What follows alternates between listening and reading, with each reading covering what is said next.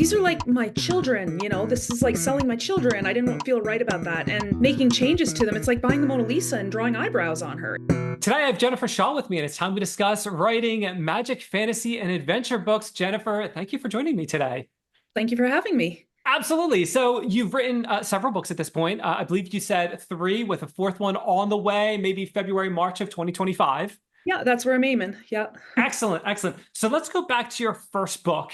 Are all of your books self-published, or are you going through a traditional publisher? What's that looking like?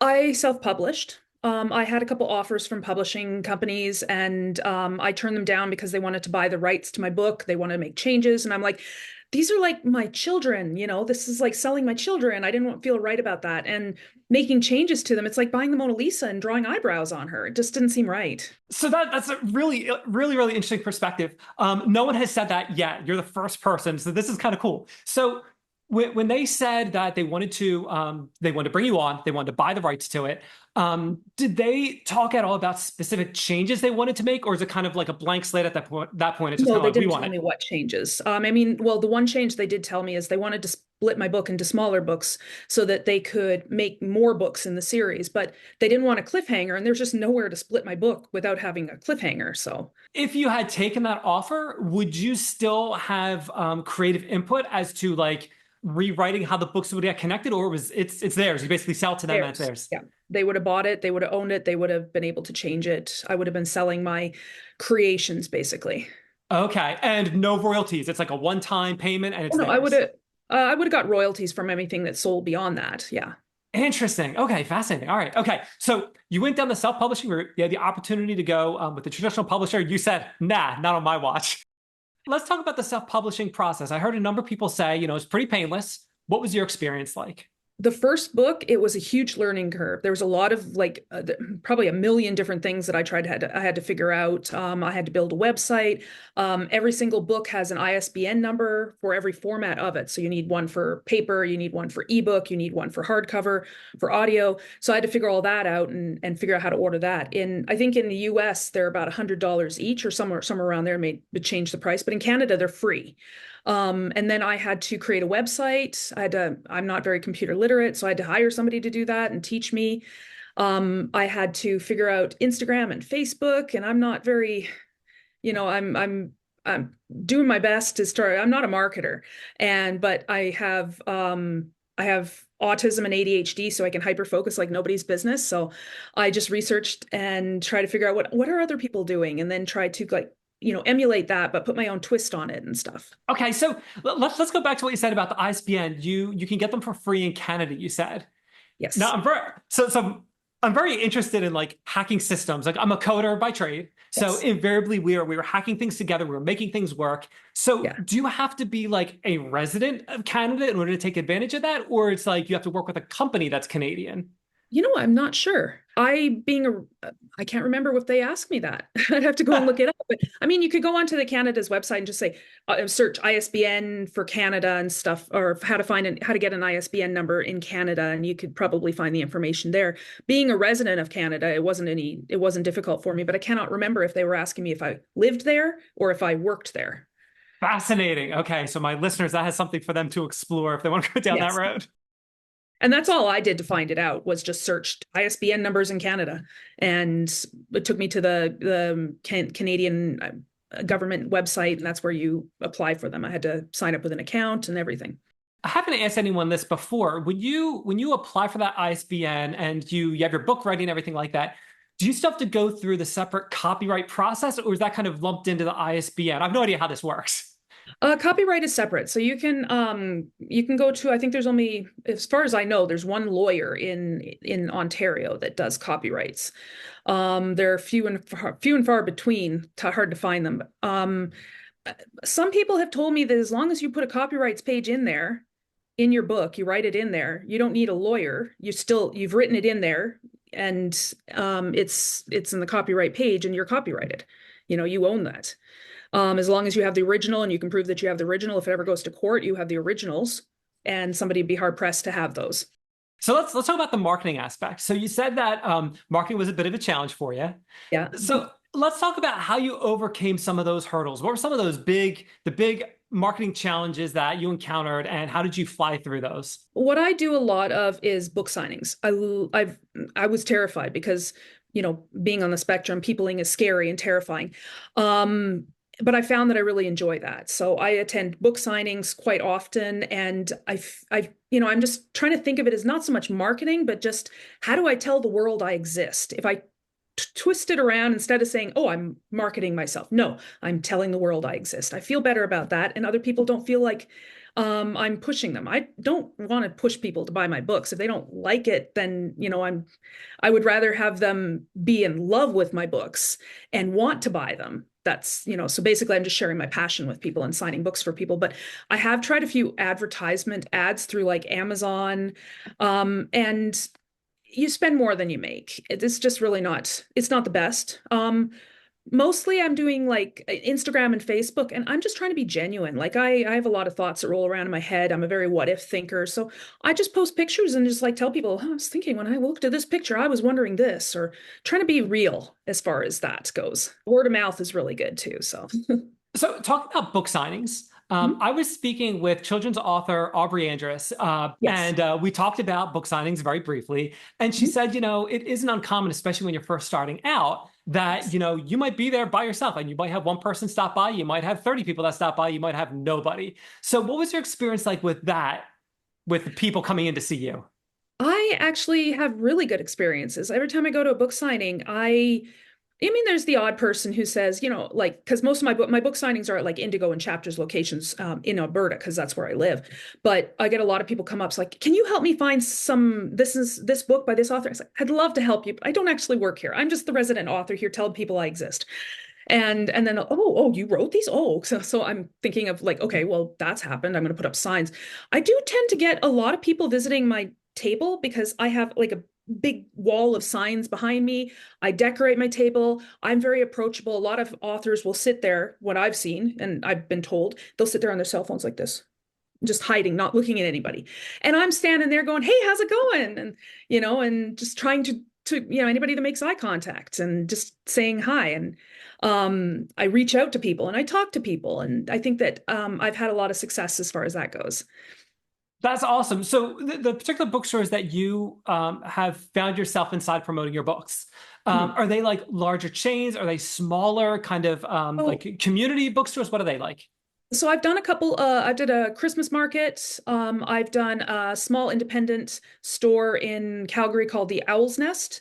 My books are in there as well. They have a lot of opportunities in these bookstores for consignment. So like they're supporting local or independent authors and stuff. So you can consign your books there. Most of my book signings are done in, I also did an RPG-a-thon this last summer too, which is a gaming event, which is interesting, but it was fantasy. So it did really well. But yeah, Indigo and Chapters is like the Barnes and Noble of Canada. And when you consign your book in one store, they put it on their system. Once a book is on the system, it goes across Canada. It's on the system across Canada. You can go to any Indigo and Chapters location and do a book signing. And if every store has their own individual consignment officer. And if they don't like your book in one store, because maybe fantasy isn't their thing, maybe they're more into the romance stuff, go to a different store. Tell them because, see, hey, I'd like you to look at this and see if you'd be willing to consign this.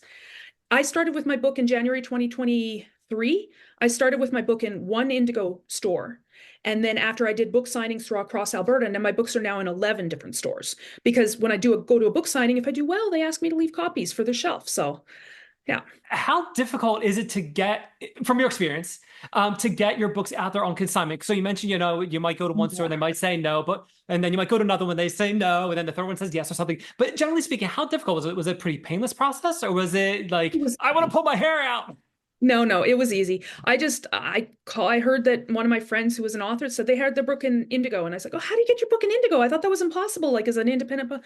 No, you just call up, talk to the consignment officer, give them a copy. Your book has to actually be published and be able to be printed. They read it. If they like it, they send you a contract, and unfortunately, they take 45% commission, which is pretty standard, I think, for most of the stores I've talked to and stuff. But they have no problem. Like I haven't had any problems with consignment. And then the other stores that I've gone to, they haven't read my book. They just said, "Hey, you did good at your book signing. Let's leave some books." And then they put them on their shelf without reading them. So Okay. it's been as far as that goes, it's been a very painless process. Awesome. Now, what about when you run out of books? So I'm assuming that you print so many, or maybe even printing on demand, we'll say. But what happens when your books are in a bookstore like the one you described, and they sell out? How do they get Right. more? Did they contact you? Can they go to a central repository online somewhere? How does that typically work? So because I'm consigned with them, I have to follow up and call them and say, hey, do you still have stock? I can look on their website. It's not always up to date. If they run out of stock, I have to bring my own books that I order off as an author from my KDP account through Amazon. And I just pay so because they're my books and I'm the author, I'm ordering them as the author. I pay printing and shipping. And then so I get them here and then I take those and to the actual store. So Okay. when my books are so I'm in Airdrie, which is just north of Calgary, but I have books as far north as St. Albert. So when St. Albert runs out, that's like what would that be like 3 hours from here? I have to drive 3 hours. So Got to make and that drop trip them worth off. it. Yes, exactly. Okay, so using Amazon KDP, I've spoken to several people, and they talked about that more kind of in passing, kind of like what you just said. But Yes. let's dive a little deeper into that. What's that like working with Amazon KDP? Was that generally painless? Is there you said in the beginning like a steep learning curve with the first book? Yeah. How is it working with Amazon KDP? Amazon KDP is not that hard to figure out. There's other platforms out there that are a lot harder to figure out. They're a lot more, I think they're written in Greek. I don't know. Feels like they are. But their customer service in Amazon is really good compared to some of the others. Like Ingram Sparks' customer service it's difficult to get answers to questions. I'm finding the same with lulu.com. But KDP, you just make a KDP account. It's connected to Amazon. You have to have your book formatted. So you have to either get somebody to format it. I bought a program on my computer called Vellum, and it's only with MacBooks. So I was a PC person, so I had to buy a MacBook. And but it's really slick and easy to use. You just upload it, format it the way you want, chapter titles, those little page breaks, where you want your title and your page numbers to show up and stuff. You design all that. I had to get somebody to make a cover because I need it a certain size. So they tell you what size they need and you upload your formatted, because it don't take a Word document, they will take what's called an EPUB. And so you format it into an EPUB, you upload it, you upload the cover, they look through it. They don't like to publish things with like children violence and those kind of things, right? There's some things that they just will I don't they won't publish. And same thing with consignment. That's why they read it. They won't take those things too. But if they're okay with it, they upload it, you got your ISBN number, and then you press publish. You set your prices and everything's all set. That said, ISBN numbers, Amazon will provide ISBN numbers, but then they own those ISBN numbers. So it's better to go and get your own. Because I've also done the same thing with a publisher account on Kobo. Same thing. They only do ebooks. So you just upload your EPUB and your cover and publish. And then Barnes and Noble's the same thing. Upload your ebook, your cover, set the price, publish. And so that was pretty simple. So let's hang on the ISBN number again. What, in layman's terms, what is the advantage of you owning that number versus Amazon owning it? What does that actually mean? If Amazon owns that ISBN number, you can only use it there. You cannot take that ISBN number and publish on Kobo or publish on Apple Books or publish on Barnes and Noble. You can't even print off a book with the ISBN number and take it to consignment. Amazon owns that. Wow. Okay. Okay. That makes complete sense. And I never would have thought of that. Okay. Good to know. Yes. Okay. So we talked about buying the ISBN number. Mhm. We talked about getting your book into Amazon with Amazon KDP. What are some of the other hidden costs associated with self-publishing? You talked about getting someone to design your cover. You might have to hire an editor. What are some of those other hidden costs that people might not be thinking of? So the formatting thing, it was a program. It wasn't cheap. It's I don't know what the price is now, but I paid 300 and something for it. But I only have to pay it for once. Whereas if you hire somebody to format, you'd have to pay them every time. I pay it once. I can format every single one of my novels now. There's the cover designer. Now there's a lot of like hybrid presses out there that'll say, oh, we'll publish your book, we'll market your book, that kind of stuff for like thousands of dollars. And I'm looking through their list and I'm like, why would they charge me $200 to do a book cover when I can get somebody to do it for like less than 100? There's things like that, right? As far as Instagram and Facebook, those are free platforms you can use, but you have to figure out how to use them, right? You can do ads on them and get people to kind of, notice you and know that you exist, and maybe you'll get followers and stuff, but that doesn't equate to book sales. Let's see, what else is there? There's the printing cost, obviously, it's the physical printing costs of your books. I would say that I had to spend money to have somebody design a website for me, but you only do that once and then they maintain it. What else did I do? Oh yeah, editing. Editing is the biggest cost, and there are a lot of editors out there. And I've been quoted everything from $1,500 for $800 to $1,500 for a edit, up to like $10,000. So it just depends on who's editing. And some people do publish without editing, and I think that is it looks bad. That makes complete sense. In the summer of 24, I was speaking with Jenny. She was a freelance editor, and she was talking about the process of editing and how there are all kinds of even like scam people out there. They'll take your money, they'll run it through. I think she said Grammarly, I don't remember, but they'll basically like run it through something, then they'll send it to you and they'll charge you whatever they charge you. So she actually had a lot of interesting things to say from an editing perspective. So when you say that the numbers all over the place, I definitely understand and believe that. And the price does not equate to a good edit. I've gone through a few different editors. My first editor didn't really edit. They just took my money and ran. My second editor took almost a year to edit, and I had to fire him. My third editor ended up, she was lovely. I loved her. Like, she was doing such a great job, and then she died. Oh, geez. My third editor was a high school teacher who said she was an editor, and she was not. So I'm still finding, I got a good editor now, but I'm still out there looking for a good editor. I'd recommend, if you're going to try to like find a good editor, get in touch with another author, read what they've written to see what their editing style, like how well edited it is, and ask them, who did they use?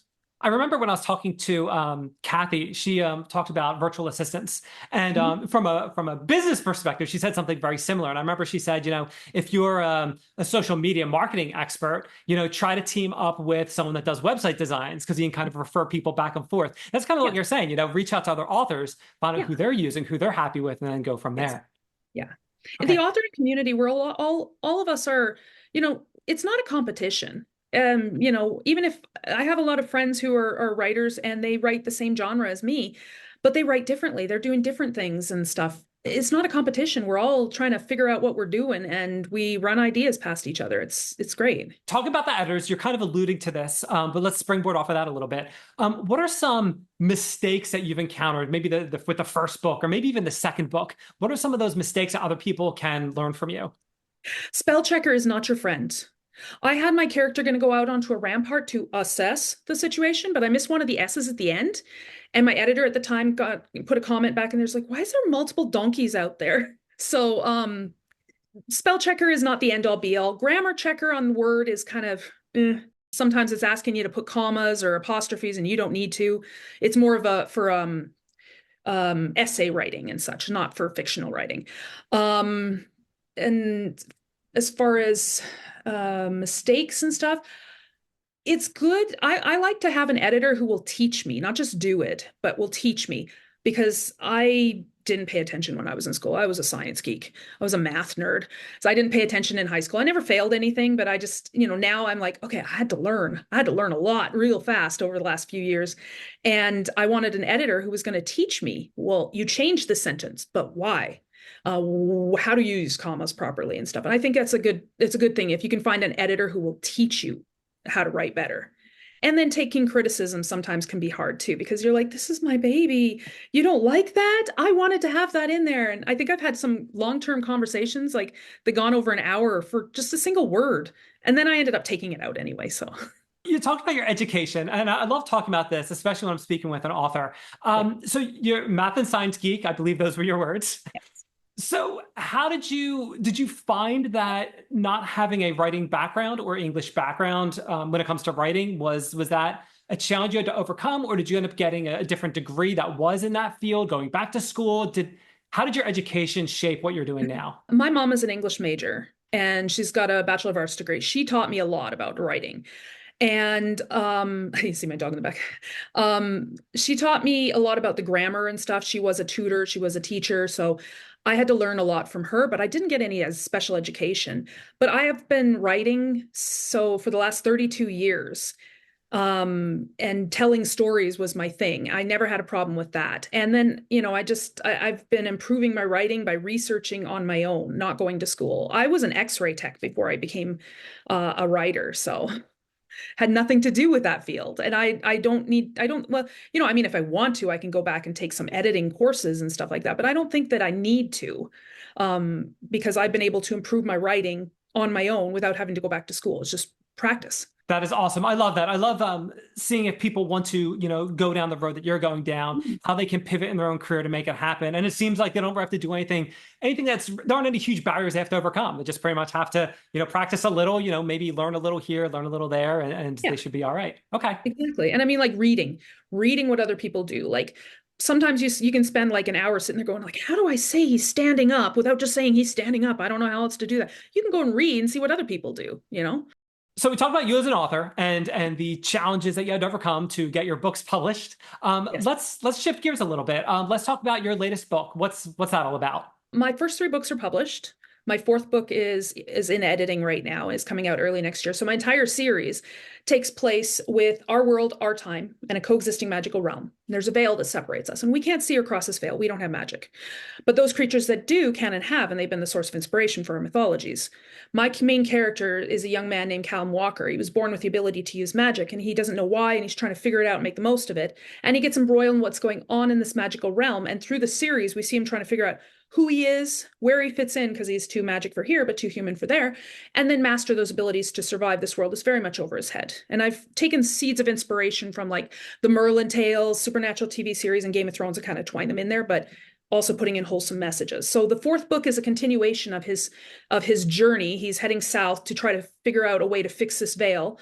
And he's got his, he's accompanied by a character that we introduced in the third book named Jax. And they run into problems because in the south, there's an enemy to the elves in the north. And they are captured and they have to overcome a lot of odds to get away. Jennifer, I was speaking to another author, Alex Beaumont. She's also a fantasy folklore author. And I posed this question to her. So I'm going to ask you this as well. Yes. And when I think of this question, I think about when I was a kid and someone tells you about a band that they think you'll like. And invariably the question is like, well, who do they sound like? Who do they remind you of? Yes. So when you think of your books, if you were to recommend it to someone and they were to say, well, who does she remind you of? What are her books like? Can you think of an author that kind of matches the not that I say the tone or style, but maybe the package as a whole? I'm reminded of Odd Thomas by Dean Koontz, but not many people know that. But I've also been told that my writing style is very similar to Sarah Jane Maas in the early books that she released. But then I've also had other people tell me it kind of reminds them of R.A. Salvador. So I guess it just depends on what people are reading.